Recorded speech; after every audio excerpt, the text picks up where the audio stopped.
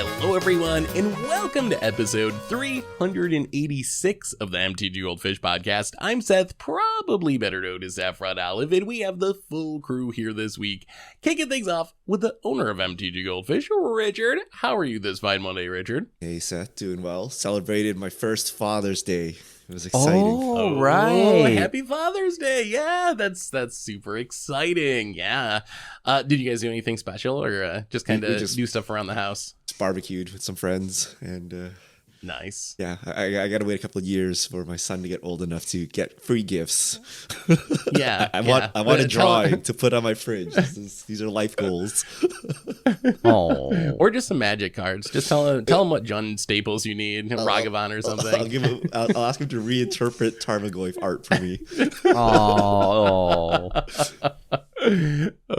We also have another co-host in Grim. Good morning, Grim. How are you today? Oh, great. I'm great. You just came in like piping hot from like driving back from Northern California. So feeling good, feeling loose. How you doing? Doing well. Good to have you back. So today we're going to be jumping around a bit. We have a bunch of topics. Double Masters 2022, of course, going to be topic number one. There's some interesting Black Lotus news, some tournament announcements, some arena data on what formats are seeing the most play and a conversation around that. And of course, answering some fish mail questions. So that is the plan for today. Before we get into it though, a reminder that our show today is brought to you by Card Conduit. And we've been telling you about Card Conduit, a great way to sell your Magic collection, and their curated shipment service that lets you sell your valuable cards with a reduced service fee for quite a while now.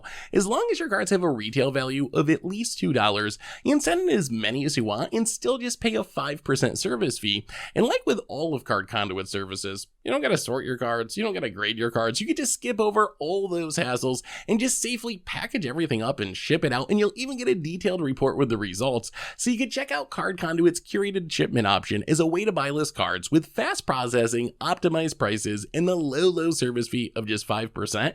And you can even get another 10% off if you head over to cardconduit.com/MTGGoldfish. Card Conduit, they're the easiest ways to sell your Magic cards. So thank you to Card Conduit for supporting the show.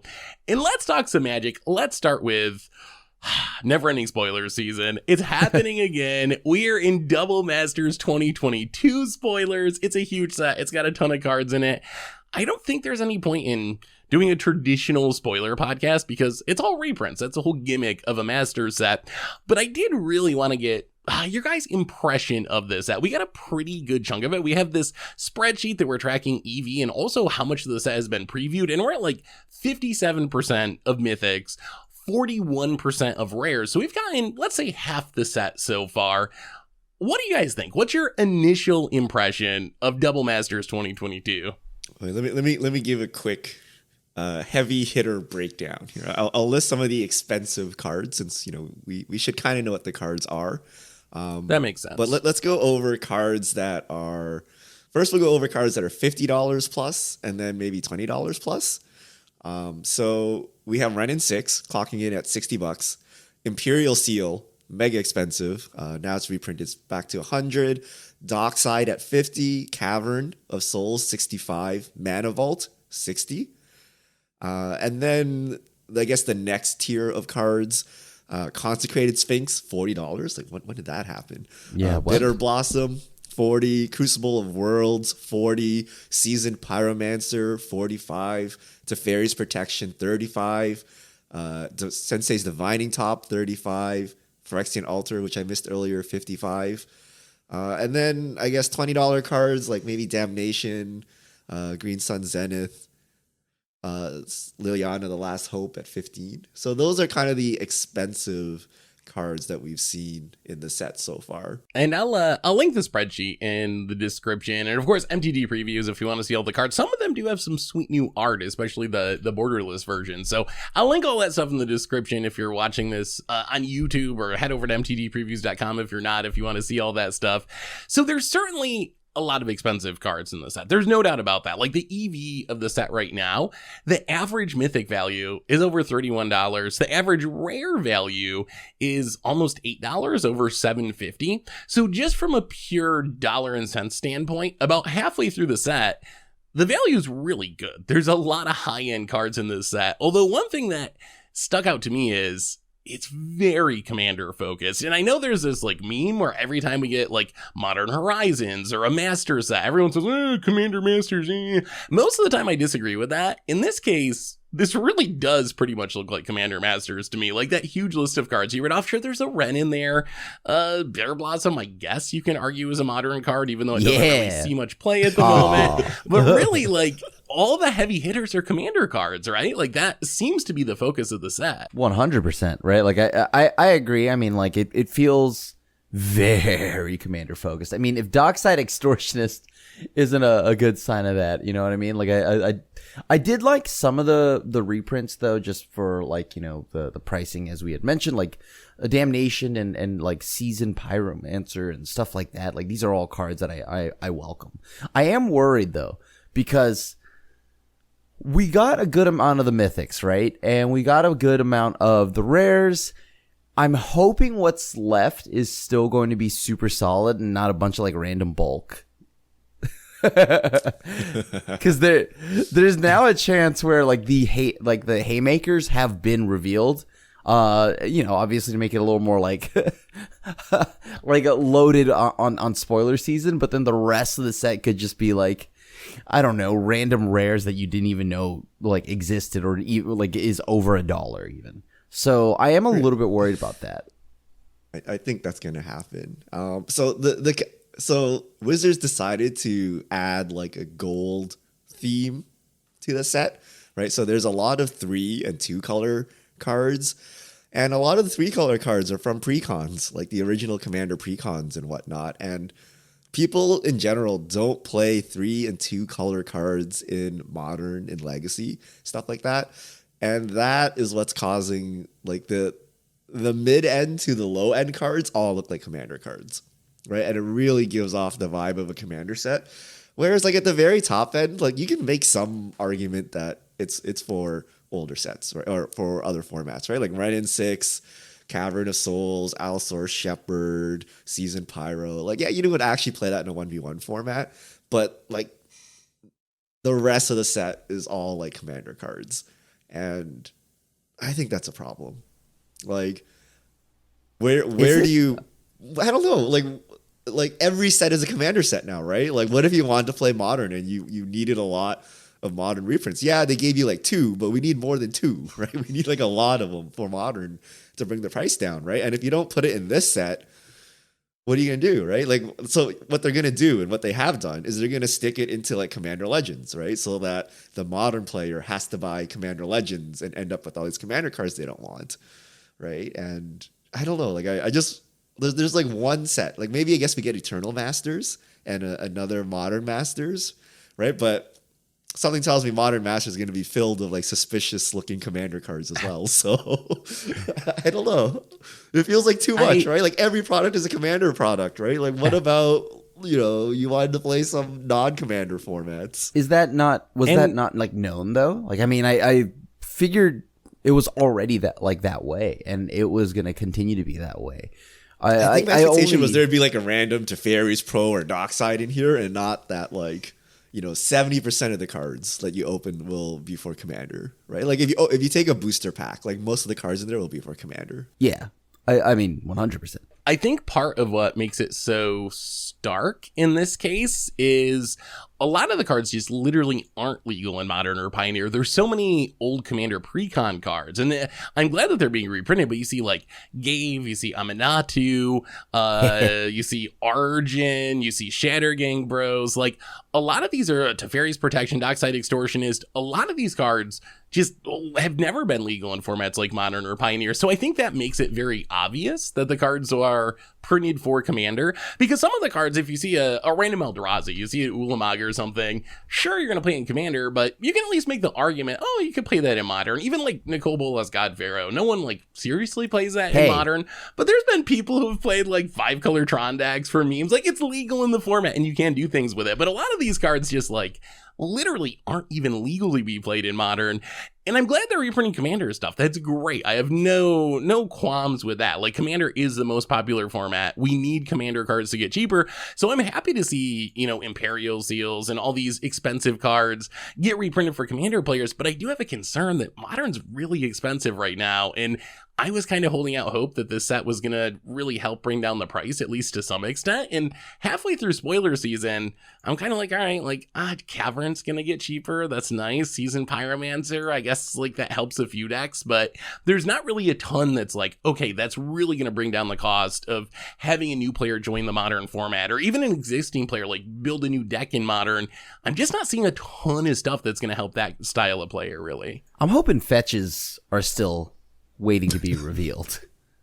So bad news here. I also said that like a day ago, and apparently they've been number crunched out of the set. So no fetches. I'm still holding out hope that we get a good land cycle. Like, even fast lands maybe are up to like $20 a piece. I don't think we'll get shock lands because we know we're getting them in the unset in a few months. But a good land cycle that sees Modern play would go a long way towards helping this. I think even maybe the Horizon lands, that cycle are for those Modern worth a Horizons lot would be. now? They're in the mid-teens or something. Like, they're not super expensive, but I don't know. After fetch lands, though, there's a big drop. Like, if we can't get fetch lands because they're crunched out, and they won't, I assume, do shock lands because they're coming in Infinity, like, what's the next best option as far as the land cycle that would really help Modern? Fast lands, it probably is fast lands. Yeah, because like, aren't they like still like 20 plus or something per? Yeah, they're in the like $20-$25 range, somewhere around there. So yeah, enough that I know I've been building Pioneer decks, and I used to be able to play some of them in budget decks, and now you cannot play any of them in budget decks. They're all way too expensive, and those would help Pioneer too, which is maybe an upside even compared to fetch lands, which would only really help Modern and Legacy. So fingers crossed for the land cycle. But I don't know if you compare it to like the first Double Masters. If you look at the cards that are the most expensive from that set, yeah, there's Commander stuff, like Mana Crypt comes in at the top of the list, but there's also like Force of Will, Mox Opal, the Sword cycle. We got a whole bunch of swords, Jace the Mind Sculptor. So there was a lot, Dark Confidant, Tarmogoyf, that style of stuff. So there's a lot more that, I don't know. The Double Masters felt like a mixture to me of Commander stuff and like Eternal stuff for 60 card formats.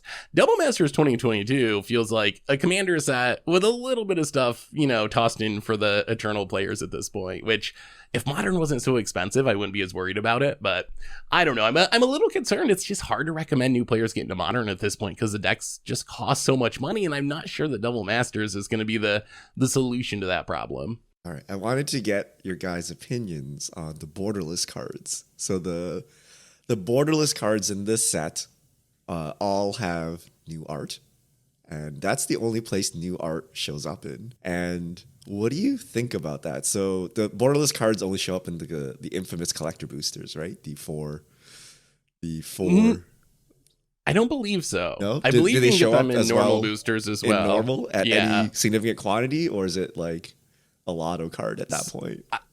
So I'm not 100% sure on the higher rarity stuff. I know in one of Wizards' articles, they mentioned the bounce lands in specific, because all the bounce lands are coming back with the extended border or the borderless version. And they said 1 out of 3. So if you open a Dimir Aqueduct, 1 out of every 3 will be the borderless version, which seems like a kind of reasonable rate. Definitely not like masterpiece high rate. So I'm assuming that that's going to be the rate for everything, that 1 out of 3 upgrade to the borderless, which isn't that bad. And then collector boosters, you get these like some sort of new foiling treatment that they've never done before, and the only place you can get it is in collector boosters. So there is exclusive stuff in the collector boosters, but the borderless stuff is not just a collector booster exclusive. Right, but if you wanted to, so normally there are set boosters, right? And then there are draft boosters, set boosters. So set boosters usually have some of the special cards, and then collectors have even more special cards. Right. So in this case, if you're going after the borderless or the new foiling process, or even the foil etched, you want to go after collector boosters, right? The super expensive ones. Now, previously, when we had like reprint sets, you would get new art randomly, right?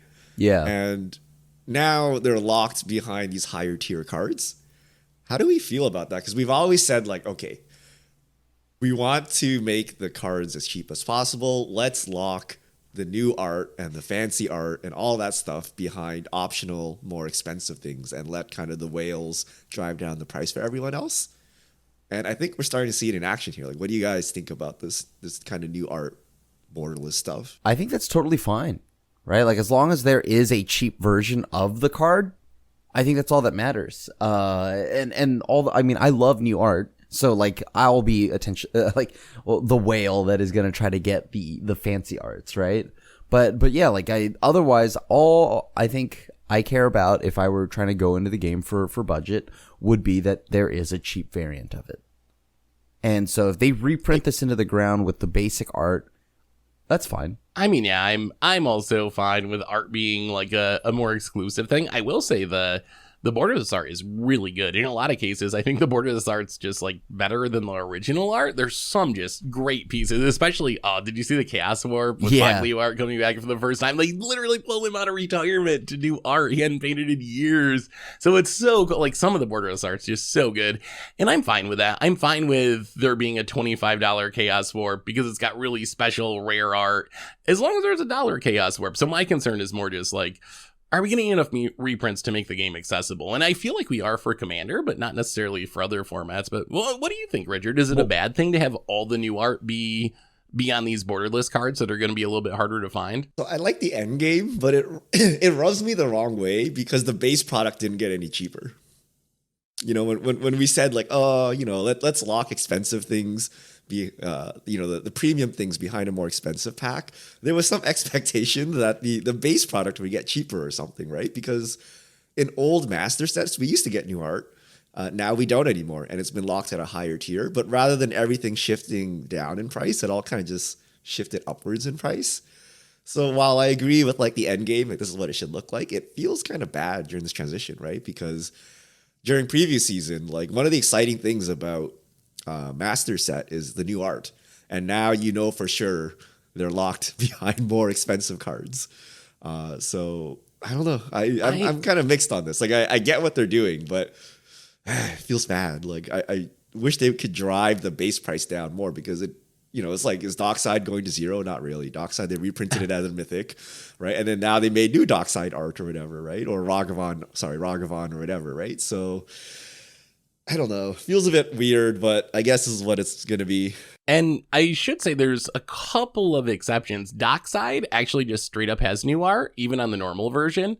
And Imperial Seal, I believe, unless there's like that also has new art. I was trying to check and see if there was like a Judge promo or something. So there's two cards that the non-Borderless version actually has extended art. But in general, you're right. There's hardly any new art in the set outside of the Borderless versions. What about no set boosters? I don't know. Krim, do you buy set boosters? No. Normally? No. You buy collectors? No. Oh, wait. No, I buy the set boosters. Yeah. I don't buy There's no set the boosters collectors here now. Yeah, so first off, I'm not going to buy it. Like, unless I get, like, some gifts or something like that, or somebody hands me a booster. Because, like, I don't know. I mean, I'm just going to buy the singles that I want. Like from this set. This set's a bit expensive, right? So if that's the case, I'm just going to buy exactly what I want. I don't understand why they got rid of set boosters, because set boosters is something that it feels like Wizards has been pushing really hard to the point where there's been rumors of them like getting rid of draft boosters outside of just having them for like events or whatever and solely focusing on set boosters as far as what people open.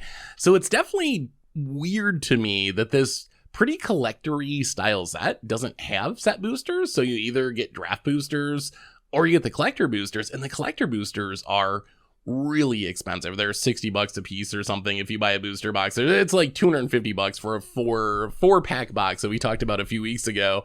So I'm really not sure why that middle is left out. Like, I don't know. Do you have any theories on that, Richard? Like, why would they not do set boosters for this set? They didn't want to make a 6-pack booster box? I don't know. Yeah, like, I don't know. That might be it. It doesn't make any sense because, like Seth said, they're like, draft boosters are no longer a thing. Like, set boosters should be the default that everyone buys. And then the set has no set boosters. So I'm confused. Like, my guess is they don't want to make that meme like 6-pack box or something, right? Like, that's the only way to make the math work.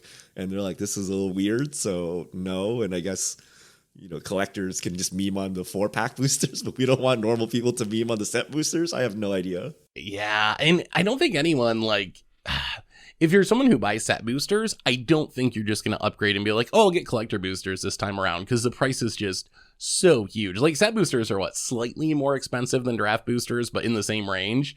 This is just like magnitudes more expensive. So I don't know, I guess if you're someone who doesn't want to spend ridiculous money on booster packs, I guess it's just draft boosters it is. Maybe they think with having 2 rares and 2 foils in each pack that the normal draft packs are exciting enough for people to open, even without all the, the list and the other upsides and tweaks that come with set boosters. So maybe that's the theory, but definitely weird because we always get set boosters these days. Also no commander precons, although I guess that makes sense for a reprint set that you're not going to make new cards and try to sell commander precons, but that's also a bit different. All right, so we've blamed Commander for not having the cards we wanted. What about Limited? Wait. On that topic of Commander, though, I was like glossing over Double Masters 1, and it actually still looks very Commandery. Like like without Stoneforge and like a few of these things, it still looks pretty Commandery. Yeah, I mean, I think there's definitely.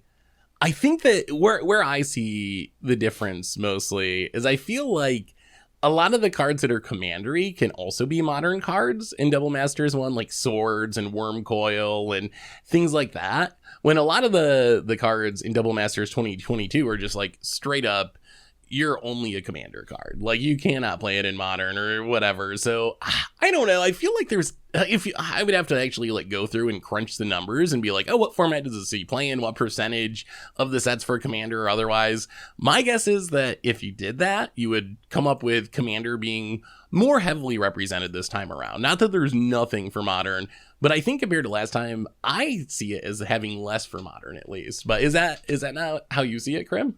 I mean, I'm starting to feel like, you have like Kalia, you have Atraxa, you have I guess Legacy plays Toxic Deluge, but I don't know. It still looks kind of commandery, like pretty commandery. The other way to look at it is like there are no iconic cards for the Eternal formats in this set, right? Like the older sets you had like Tarmogoyf, Bob, Stoneforge, like kind of like the cards you associate with formats or very famous decks. Whereas we basically have Ren and 6 holding up everything and maybe Cavern of Souls. Like you don't have kind of the iconic rares or mythics from like stable archetypes in the older formats. So maybe that's what's causing that feeling, like that we don't see our favorite modern card or our favorite legacy card or something like that. Or like, like even like Brainstorm or, some of the lower rarity cards, like we're not seeing those kind of cards. And I should also say, I think it makes sense to print cards for Commander like that. I don't think Wizards wrong to focus on Commander. Just me as a modern player, I'm like, the format's so expensive. Like Wizards, please, like even if it's not your, do something to like, I don't know. Like, how do you recommend someone buying a $1,500 deck if they're new to the format? And I don't know the answer to that. And I love modern, so I want to be able to recommend that to people. Are we all so any other thoughts, Grim? Oh, no. That I'm just like still glossing over like comparing the two sets. And I mean, yeah, like it does not. We'll see once the full set is out. But for right now, it still kind of just. Maybe it is about a few of the iconic cards aren't here, right? Outside of Ren 6, like Richard had mentioned. Other than that, I mean, yeah, I don't know. It still feels pretty commandery, both sets. So, and I think the other challenge for Modern is a lot of what makes it expensive right now is Modern Horizons 2. And that set's so recent. I don't know if we can really expect reprints that soon. Like traditionally, it takes a few years. Like we're starting to see Modern Horizons 1 stuff get reprinted now, but I think it's probably too early for Ragavans and Urza Sagas and Evoke Elementals. So even if Wizards nailed it with the reprints, outside of like adding fetch lands or something, maybe they just can't really get the cost of the format down that effectively because a big part of what's making it so expensive is Modern Horizons 2 cards that were just printed a year ago. Yeah, totally off topic here, but why can't they just reprint Modern Horizons 2 as is? They're like, here, another print run. Go buy booster cases and boxes of Modern Horizons 2. Like, why don't they just do that? So, I mean, they could, and I think, I'm trying to see what I wish I remembered what the initial cost of a Modern Horizons box is. So like you can go and buy Modern Horizons booster boxes for $218 right now on Amazon. That is the current price. It seems like there's as many as you want in stock. So maybe the answer is people just need to open more Modern Horizons 2 to get more of those cards in circulation. So I don't know. I can't remember. I feel like it was a little bit cheaper than that when it first came out, but not like significantly cheaper than that. So maybe it still is in print, and that's why Wizards is not as worried about it. I mean, basically all the value accrued into like these handful of cards. And like, yeah, it's not because they appreciate it in price. It's kind of just like, that's it. You just open bulk or you open a lottery card. Yeah, that's kind of the concern, is it really is concentrated in like 10 cards or something, most of them at Mythic. So even if you crack a box, there's a chance you get like that's $50 a big concern worth because of when cards. they reprint these cards in the future, it'll be the same price, right? Like you're basically saying Modern Horizons 2 is at MSRP right now, and this is what the price looks like. So when they reprint these cards in the future, like that's what the price is going to be still. So isn't this very concerning? like I don't know, right? Like this seems very bad. Yeah. I mean, that is a big concern. The cost of those cards for Modern Horizons 2 is a big concern. If they took the Evoke Elementals and put them in a double master set at rare or something, maybe that would be helpful. But yeah, I think when it comes down to it, it's probably going to require some sort of like rarity change to really get the supply out there for a lot of those cards. Like, I think this is going to be a long-term issue. I guess the other way they could do it is secret lair drops. Maybe that's what they're working towards, is here's your $30 Ragavan, along with a couple of mountains or treasure tokens or something in a secret lair drop. And that's a way that you can kind of lower the price. It's a little bit of a brute force way to do it, but that would work. Like a Evoke Elemental secret lair drop would probably sell a ton of copies because people need those cards, and Wizards could sell them for cheaper than the market rate. I don't know if they'll do that, but that would be a possibility. So before we move on from Double Master stuff, as we go through the second week of spoiler season, is there anything else that you're really, really hoping for? Give me one card. If they could reprint one card in the second week of spoiler season that would make you happy, what would it be? They need to confirm that my boy's not dead, that he's still viable in eternal formats by printing him. Plus, your son needs a model. Yeah, for his yeah, drawing. yeah. He needs some art to work off of. Remember that secret lair where they had like children's drawings? Yeah, I You love remember that. those? Yeah, I'm waiting for the next one. I'm going to submit. It'll be like a fingerprint. That's all I can do.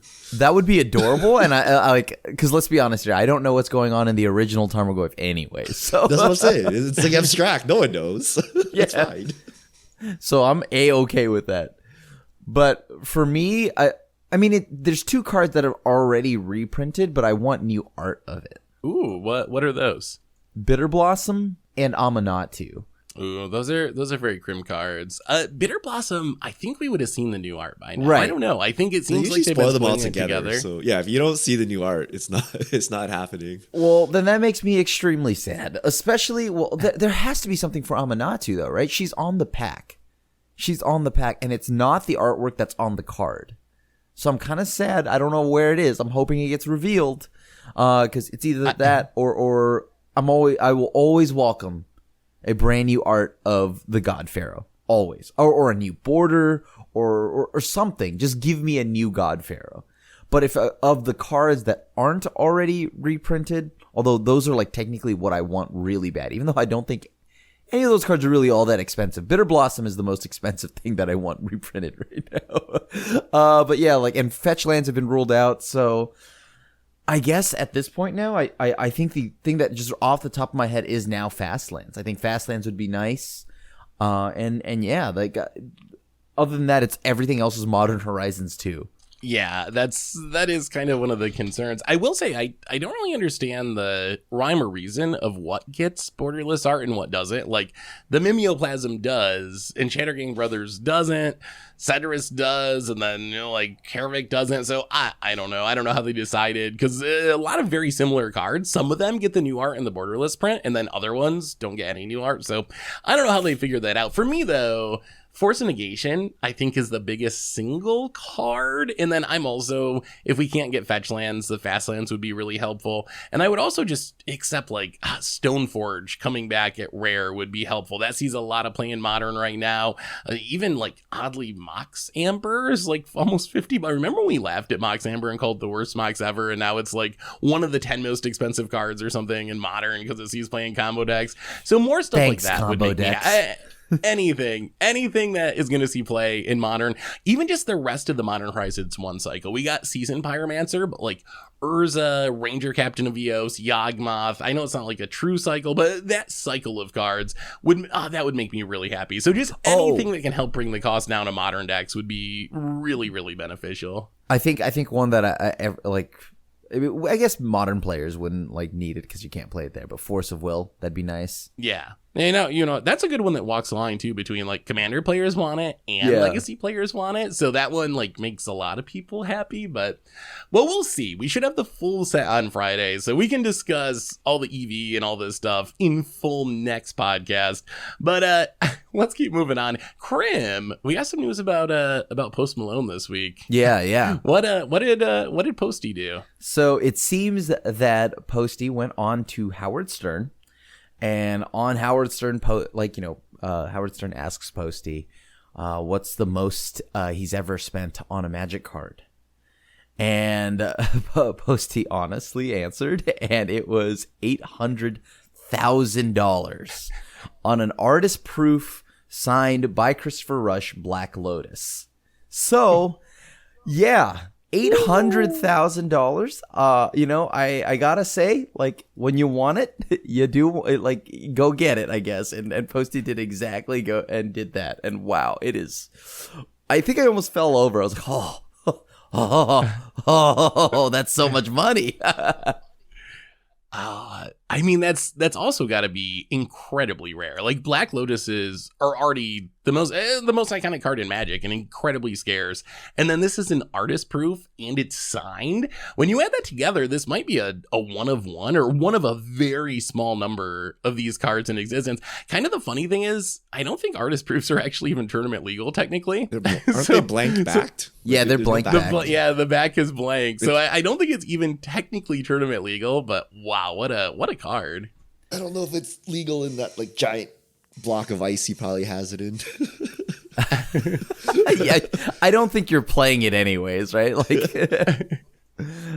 that's kind of wild. It's kind of just like artwork or something at this point, right? Right. Like you just hang it there. Yeah, that's it. I don't look at power and all of that stuff as anything more than just like if I wanted to have fancy artwork like the Mona Lisa and whatnot, like hanging in my place. So, that's how I view it because I'm definitely not playing it. That's for sure. Is this the most that either of you know of someone paying for a Magic card? I've been trying to think. Is there anything?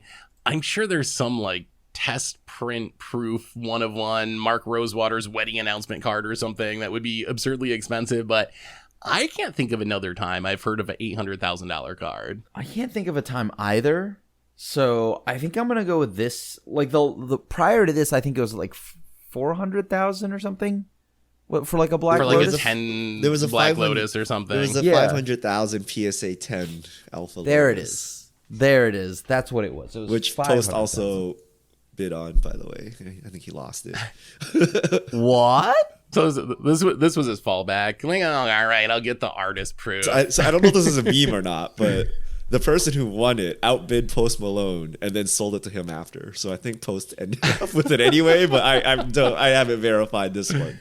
But there was a 500K Lotus sold. Yeah, that So we know that there was a 500K. So I mean, I don't know about the Post part, but that's great. All right, we also got some big Magic news, I guess, tournament news or community news. We got stuff coming back. It's the 30th anniversary of Magic next year, sort of, but we're getting a head start on it. Richard, what did Wizards announce is coming up this fall?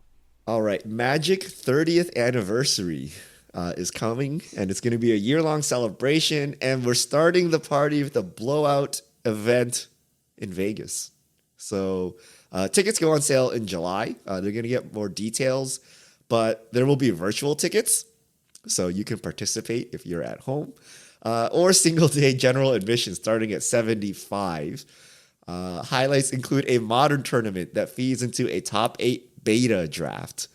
The return of the Command Zone, Unfinity events, Magic cosplay, parties, Magic Worlds Championship, an exclusive secret lair, panels, interviews, and special content featuring the very people who make Magic the Gathering, and mystery booster drafts. So Magic Fest Vegas with a top 8 beta draft coming. And then there's also going to be other stops along the way.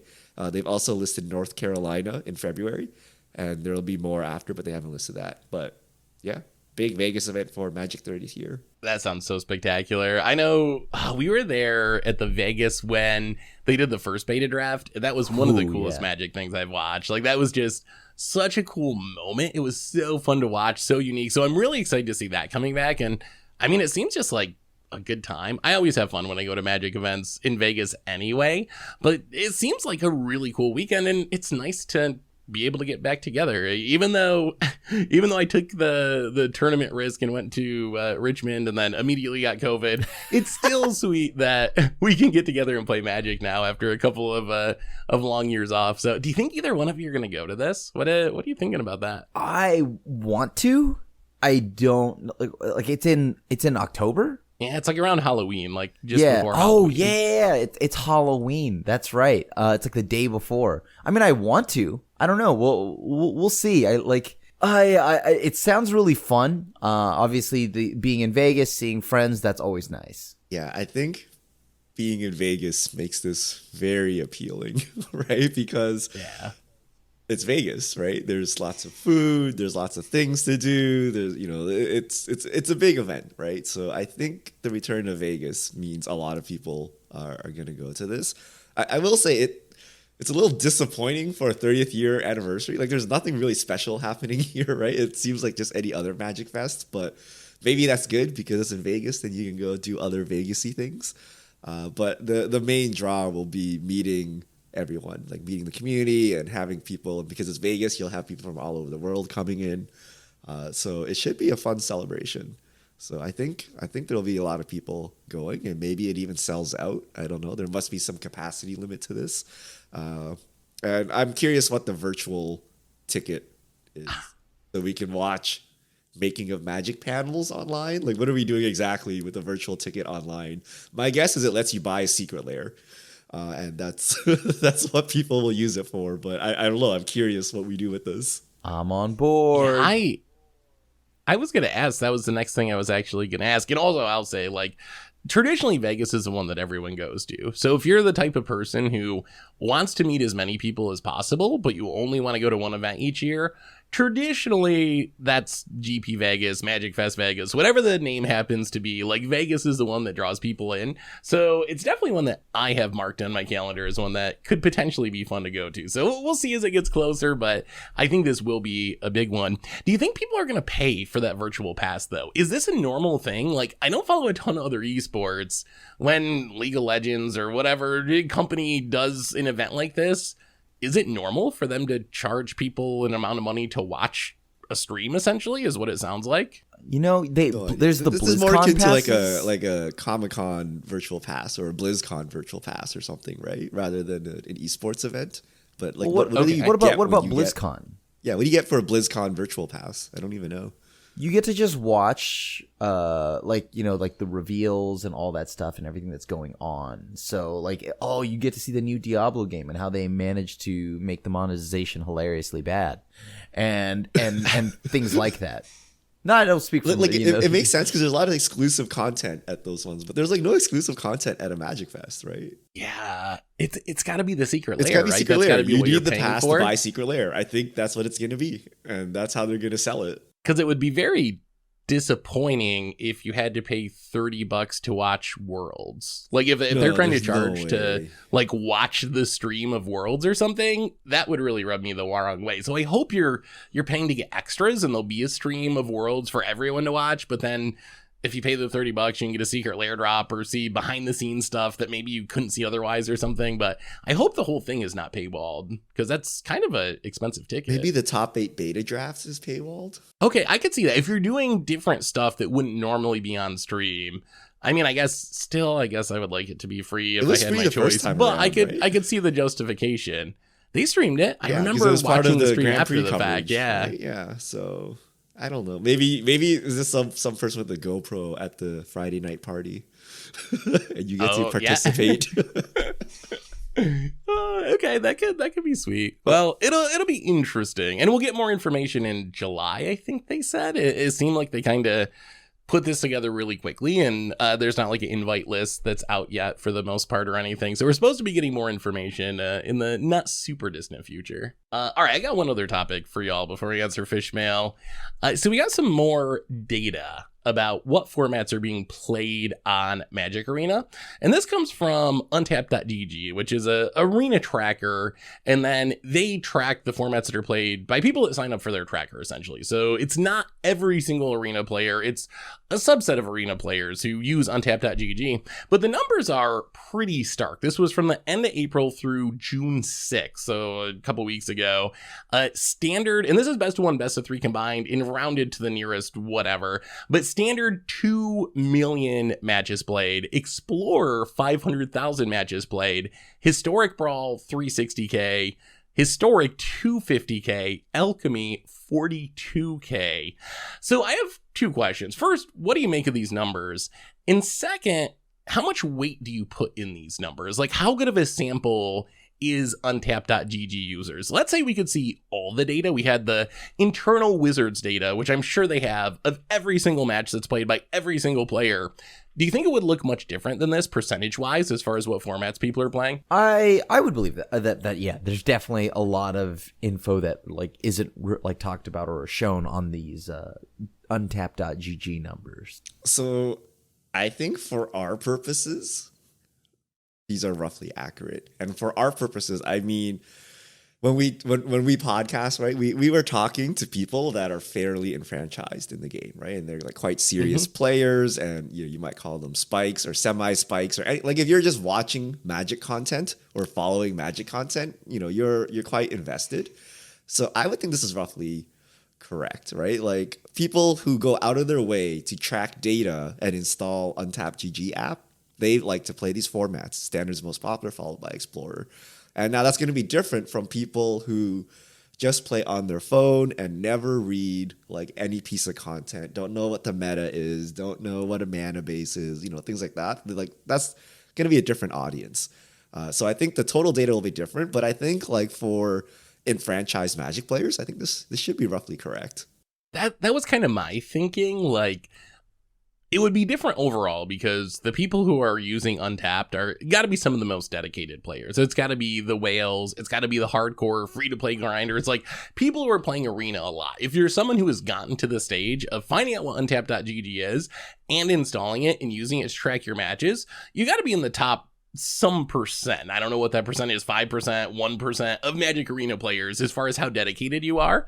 So there is a huge group that's missing, and I'm sure if you look at all the new players and all the mobile players, it is going to change the numbers to some extent, but I still think these numbers do have value, especially for, like Richard said, for people creating content or for other enfranchised players, because this is kind of what that group, I think, is doing. And I think if you could expand that out to all the enfranchised players, the numbers would probably look roughly the same. I think as far as judging what the most dedicated enfranchised players are playing, this is probably about right. So what do you think of these actual numbers? What do you think about, I guess the 2 things that stuck out is Explorer, at least with this group of heavily enfranchised players, is pretty popular. Like, it immediately jumped up to 2nd place behind Standard right after release and is like double historic. And then Alchemy almost doesn't exist. Like 42k compared to Standard at 2 million. That's a huge, ridiculously big difference. What do you think about this? What does this say about Arena and the formats people play? Is that, I mean, it's not a surprise, right? I mean, when we went into like talking about just like digital cards, right? People don't like digital cards. So I think that was expected when it came to like the alchemy side of things. Explorer, I mean, I also kind of expected that to do well because it's the closest thing we're going to get to Pioneer, and Pioneer is like really fun right now. It's super popular. So this is the closest thing we can get as as arena players. So yeah, I'm happy that these numbers, I mean, at least the Explorer side of things is doing real well. Just because, yeah, I want Pioneer on Arena. I want to play. I mean, I want to hurry up and get to actual Pioneer. But yeah, like it's what I got for now, and I love it. Yeah, I think no one likes digital cards, or I guess in franchise player, and it makes sense, right? Like digital cards have more variance to them. They're not quote unquote real Magic. Like you don't have the paper data to help back you up with the digital cards. So the more franchised you are, I think the less you like digital cards, and it's kind of reflecting here. The real question is like, what did it look like before digital cards were released, right? Like, was Historic more popular, or did people just join the Explorer bandwagon from Pioneer, or did they like siphon off from Historic?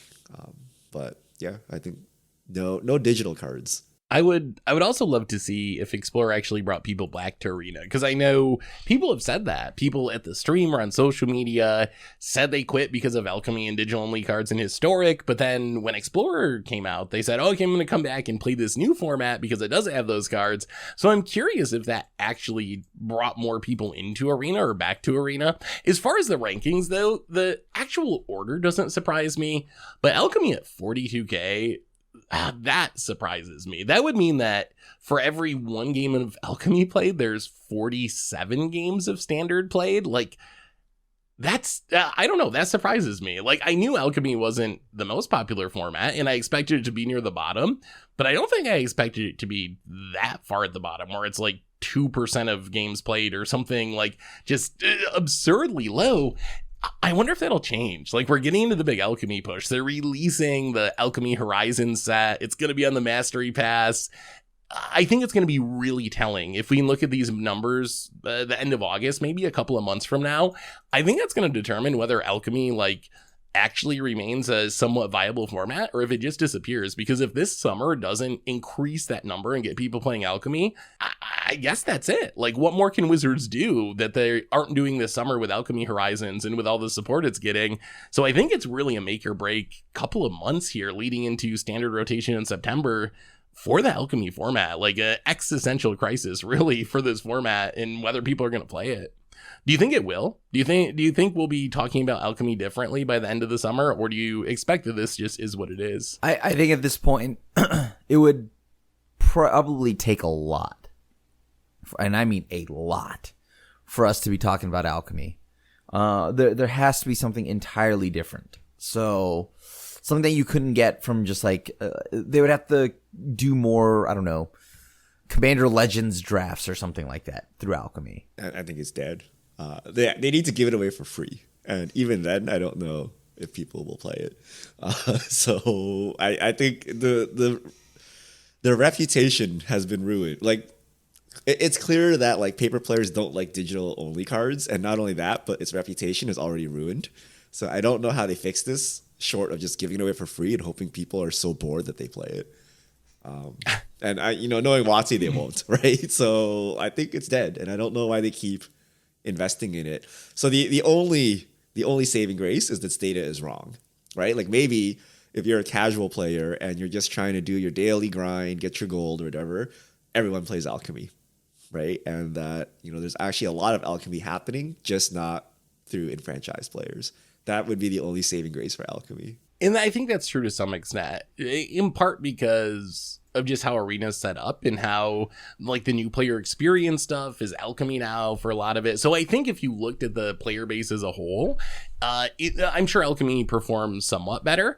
Although whether that's because less enfranchised players are like choosing Alchemy because they love it, or because Arena's kind of funneling them into that and they don't know better, I think that's up for debate still. Like, but I do think the Alchemy would probably look a little bit better, at least compared on a Wizards internal data that sees everything compared to the franchise player data that we have. But yeah, I agree with Richard. I think they just really have to give it away, or something close to giving it away, to try to get people into this format if they want it to succeed long term. Like, this is the time. If you were ever going to take drastic efforts, actions to try to save this format, this is the time to do it. A year from now, it's going to be too late and we're going to see it just like completely fizzle away. So if Wizards does want to see it succeed, make your move now. Make your move now. Do what you can to get people to try this format.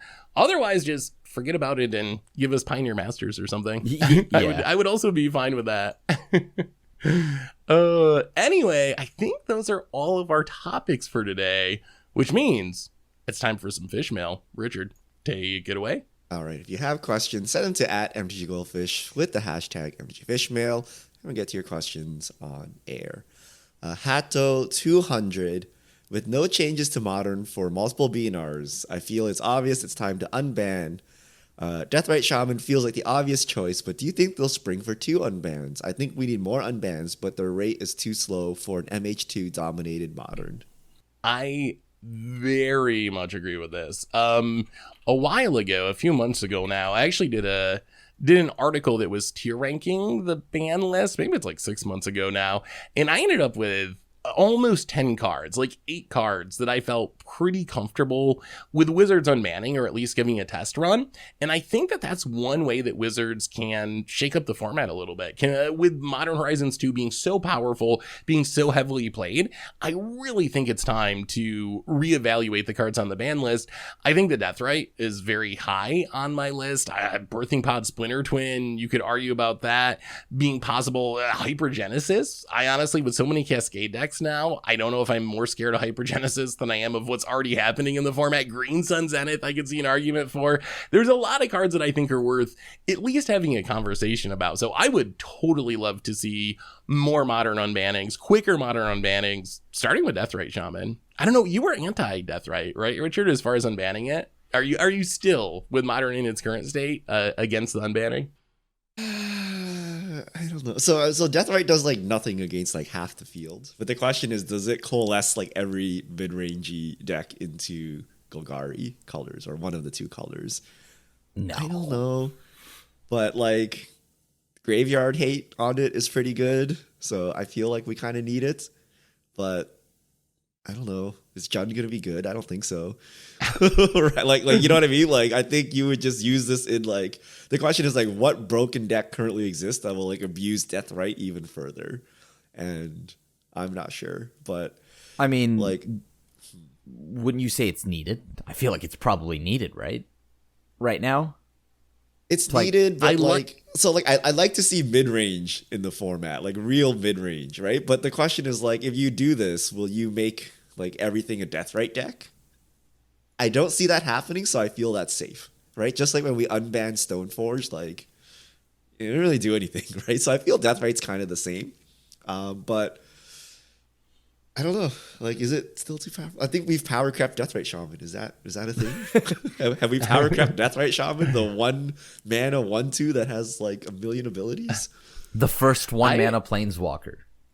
Maybe it would change if it was actually reprinted and I played against it all the time, but on paper, Deathrite does not scare me compared to Ragavans and some of the other stuff that's going on early in the game in the modern format these days. Like, I'm dying to Colossus Hammers on turn 2. I'm getting Murktide Region on turn 2. Like, really? You're gonna drain me for 2? Like, you got me, Deathrite. Like, way to go, buddy. Like, I don't know. It doesn't seem that frightening to me. I do think there's a risk of like, maybe it being the best mid-range card or like pushing everything into one color. Although I will say it also taxes your Renin 6s, which is something I hadn't really thought about before. In a deck like Jund, like those are very Renin 6 heavy decks, and having Deathrite eating the lands from your graveyard and Ren wanting to get the lands back from your graveyard, that is a little pinch that I think is going to be kind of awkward if that actually did happen. But anything beyond Deathrite that you'd really like to see come off the ban list while we're on the topic? Come off the ban list. I know Glimpse of Nature is also very high on. We have so many 2-mana versions of Glimpse of Nature, and they all see Stone zero play, and Elves is like tier, I don't even know, 4 or something. Like it's not really even a deck in Modern at this point. So I would like to see Glimpse come off the ban list. And I don't know if Combo Elves breaks everything, then you ban it again. But I think considering that the 2-mana versions are just like not even playable a little bit, why not give the 1-mana version a try and see? Can we unban Mental Misstep yet and ponder and preordain? Oh no, don't unban I actually think Mental Misstep. I would like to see one of Ponder Preordain get unbanned, although I don't know if I want to do it while Murktide is the best deck in the format. That's also fair. Like, the timing's a little bit awkward. But I do think one of fair. those would be safe to unban. I mean, but like legit though, I feel like it'd be okay. Would GT be too broken right now? No, definitely not. I mean, so will it make there's the same problem, right? So against basically 75% of the field, which is unfair decks, GTA does stone cold nothing, and you will die anyway.